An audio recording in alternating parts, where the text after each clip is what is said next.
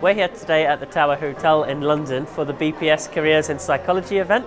If you're a bit unsure about where you might want your training in psychology to take you, if you're not sure about career choices, if you're not sure about courses that you might want to undertake, further study, this day is designed to inspire your next steps, to hear from speakers who have been there and done that, followed quite often quite convoluted career trajectories, to find out about what worked for them, what didn't, and to basically get some advice from them about how you can best prepare yourself for a career in psychology.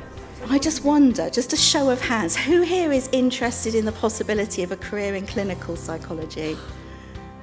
Wow, okay. So I'm a clinical psychologist and really I work with people to help reduce psychological distress and increase psychological well-being. My main background has been in hospices, so I've worked with people with life-limiting illnesses.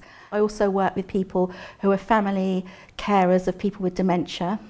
In my talk today, I was talking about how I became a clinical psychologist, what the route in for me was, what training was like, what I've learnt along the way, some of my reflections. My first job I got, it was advertised on the BPS website, little plug there, and it was actually working in a hospice, and I'd never considered working in a hospice. I'd always thought I'd work with children. This was with adults. And from there, because I was getting quite a lot of requests to work in different settings and come and help us with our resilience, I ended up giving up my job after about 4 years, and I went freelance, set up my own company. So that's what I do now. Really, it was hopefully a message of encouragement to people who are facing what might feel like quite a daunting prospect in applying to be a psychologist. Okay, so the BPS is a really, really important organisation. The BPS plays an important role in psychology training and accrediting all of the psychology courses that are offered in universities.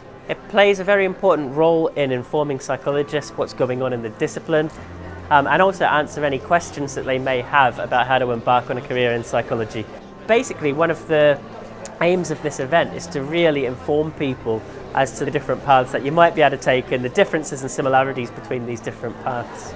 I'm trying to make this as engaging as possible over the next 30 odd minutes to give you a kind of summary of my experiences that I've had so far as an early career researcher, and also give you some tips on how to boost your CV. How many of you know now what you want to do for a career? So I'm an occupational psychologist, and that means that I work with individuals in the workplace to try and help with things like recruitment, selection, career development, helping individuals to really thrive at work and to make the most out of their opportunities. I could see real links between psychology and work.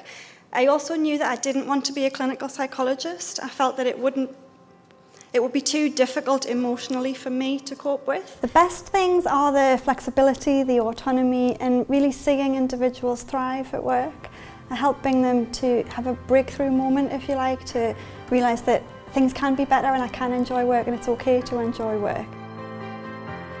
This event can help because it'll give you an indication of what you can do with your psychology degree, the chance to network, and it can also give you an idea of what you can do with a psychology qualification, what might be the next steps for you, opening up your mind to opportunities that you may not have been aware of. Occupational psychology, sports psychology, so many of the different careers you can go into, and I think they all sound really good.